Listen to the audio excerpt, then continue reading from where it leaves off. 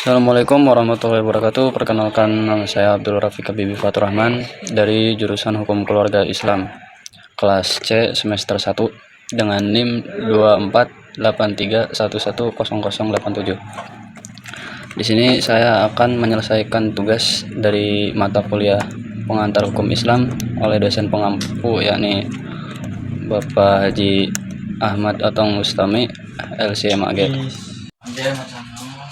Di sini saya akan menjelaskan tentang pengertian hakim, hukum taklifi, dan juga hukum wad'i. Yang pertama itu tentang pengertian hakim. Hakim menurut bahasa itu berasal dari bahasa Arab, yakni hakama yahkumu hakimun, sama artinya dengan al-qadi yang berasal dari kata qadha yaqdi qadi, yang artinya itu memutus atau menetapkan suatu perkara.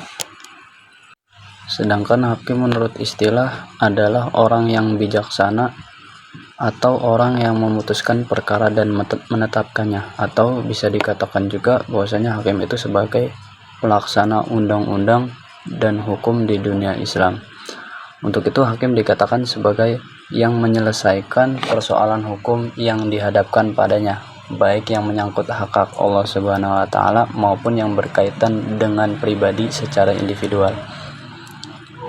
Kemudian yang kedua itu adalah hukum taklifi. Pembahasan tentang hukum taklifi adalah salah satu dari beberapa kajian usul fikih. Bahkan salah satu tujuan utama dari studi usul fikih adalah bagaimana menyimpulkan hukum taklifi dari sumber-sumbernya. Pada umumnya para ulama itu sepakat membagi hukum taklifi itu menjadi 5 bagian, dimana dengan 5 bagian hukum tersebut itu menimbulkan efek terhadap perbuatan mukallaf, dan efek itulah yang disebut dengan al-hukmu al-khamsah oleh para ahli fikih. yakni 5 hukum tersebut yang dibagi itu berupa hukum wajib, haram, mandub, makruh, dan mubah. Jadi hukum taklifi itu digunakan untuk mengukur keimanan seseorang dan bersifat mutlak. Hukum wad'i adalah salah satu hukum syariat Islam itu menurut para usul fikih selain daripada hukum taklifi. Sederhananya, hukum wad'i itu merupakan hukum yang kondisional yang menyertai hukum taklifi. Hukum taklifi itu kan sendiri berkaitan dengan perkara halal, haram, sunnah, makruh, dan mubah. Kelima hukum itu disertai dengan hukum kondisional.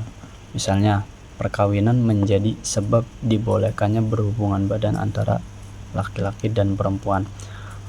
Perkawinan yang menjadi sebab mubahnya hubungan suami istri itu termasuk dalam bahasan hukum wad'i.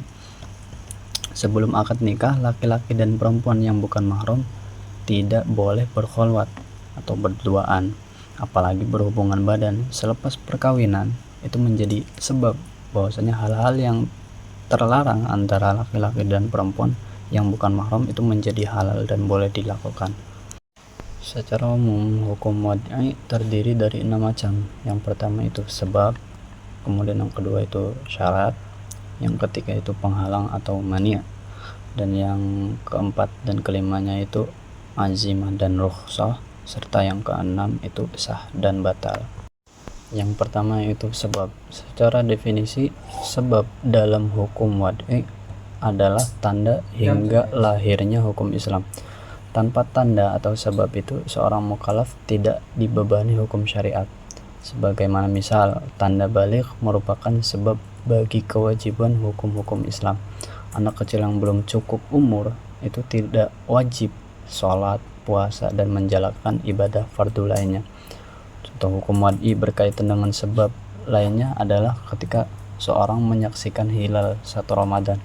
Umat Islam diwajibkan berpuasa berdasarkan hal itu. Hilal itu menjadi sebab bahwasanya bagi kewajiban puasa bagi orang mukallaf.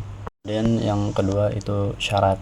Suatu ibadah atau perkara syariat lazimnya mewajibkan adanya syarat yang harus dipenuhi. Tanpa adanya syarat, perkara itu batal dan tidak boleh dikerjakan.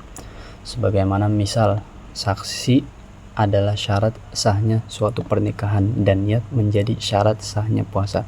Tanpa saksi atau niat, maka kedua perkara tadi batal dan dianggap tidak sah.